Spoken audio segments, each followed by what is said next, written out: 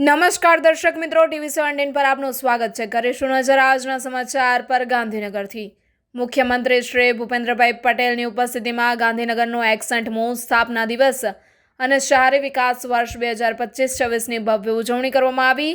આજ રોજ ગાંધીનગર મહાનગરપાલિકા દ્વારા શહેરના સેક્ટર 17 ખાતે આવેલ ટાઉન હોલ ખાતે ગાંધીનગરના 61મા સ્થાપના દિવસ અને શહેરી વિકાસ વર્ષ 2025-26ની ભવ્ય ઉજવણી કરવામાં આવી. આ કાર્યક્રમ માનનીય મુખ્યમંત્રી શ્રી ભૂપેન્દ્રભાઈ પટેલની ગરિમામય ઉપસ્થિતિમાં યોજાયો હતો. કાર્યક્રમ દરમિયાન છેલ્લા 20 વર્ષમાં ગાંધીનગરે માનનીય મુખ્યમંત્રી શ્રીના વરદ હસ્તે ગાંધીનગર મહાનગરપાલિકાના શહેરી વિકાસ 2025-26ના વિઝનને પ્રસ્તુત કરતી એક વિશેષ પુસ્તિકાનું પણ વિમોચન કરવામાં આવ્યું હતું. આ પ્રસંગે ગાંધીનગર મહાનગરપાલિકાના પદાધિકારીશ્રીઓ અને કમિશનરશ્રીઓ દ્વારા માનનીય મુખ્યમંત્રીશ્રીને મોમેન્ટો ભેટ આપી સન્માનિત કરવામાં આવ્યા હતા. આ ઉપરાંત ગાંધીનગરની અગ્રણી સામાજિક સંસ્થાઓના અગ્રણીઓ દ્વારા માનનીય મુખ્યમંત્રીશ્રીનું શાલ ઓઢાડીને ભવ્ય સન્માન કરવામાં આવ્યું હતું. શહેરને સ્વચ્છ અને સુંદર બનાવી રાખવામાં પોતાનું અમૂલ્ય યોગદાન આપનાર સફાઈ કર્મીઓના મુખ્યમંત્રીશ્રીના વરદ હસ્તે સન્માન કરવામાં આવ્યું હતું. માનનીય મુખ્યમંત્રીશ્રીએ તેમના પ્રાસંગિક ઉદ્બોધનમાં જણાવ્યું હતું કે પ્રધાનમંત્રીશ્રીએ ગાંધીનગરને સરકારી નગરીમાંથી અસરકારી નગરી બનાવવા માટે વિકાસના અનેક આયામો સ્થાપિત કર્યા છે. તેમણે વધુમાં ઉમેર્યું હતું કે 2010માં ગાંધીનગર મહાનગરપાલિકાની જાહેરાત કર્યા બાદથી ગાંધીનગરે વિકાસની હરણફાળ ભરી છે અને ક્યારેય પાછું વાળીને જોયું નથી.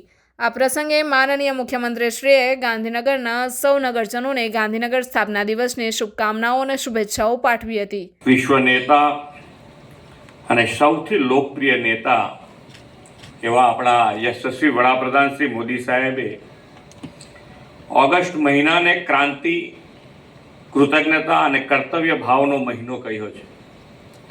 દેશના ઇતિહાસને નવી દિશા આપી છે તેવા અનેક દિવસો આ મહિનામાં ઉજવાય છે. આજે ગાંધીનગરનો સ્થાપના દિવસ છે અને પાટનગરના ભાવિ વિકાસને નવી દિશા આપવાનો અવસર છે. ગાંધીનગરના સૌ નાગરિકને સ્થાપના દિવસની ખૂબ ખૂબ શુભેચ્છાઓ પાઠવું છું. આદરણીય મોદી સાહેબે આ સરકારી નગરીને અસરકારી નગરી બનાવવા ગાંધીનગરને બહુઆયામી વિકાસો કરાવ્યા છે. શહેરના વિકાસ માટેના પોટેન્શિયલ અને લોકોની માગને ધ્યાને લઈને વર્ષ 2010માં તેમણે ગાંધીનગરને મહાનગરપાલિકા જાહેર કરી. ત્યારબાદ ગાંધીનગરે વિકાસની રેસમાં પાછું વળીને જોયું નથી.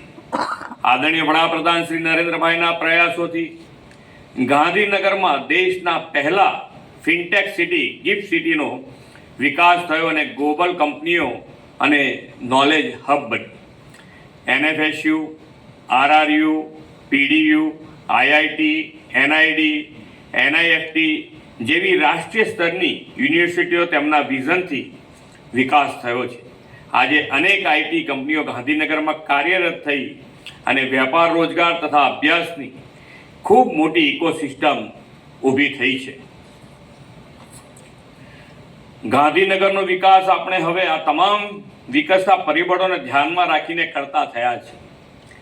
વેલ પ્લાન, ક્લીન સિટી તરીકે વિકસી રહ્યું છે. ગાંધીનગરમાં તાજેતરમાં જ સ્વચ્છતા સંદર્ભે રાષ્ટ્રીય એવોર્ડ મળ્યો છે. આ એવોર્ડના પાયામાં રહેલા મહાનગરપાલિકાના સ્વચ્છતા કર્મીઓનું આજે સન્માન થયું છે. બધાને ખૂબ ખૂબ અભિનંદન પાઠવું છું.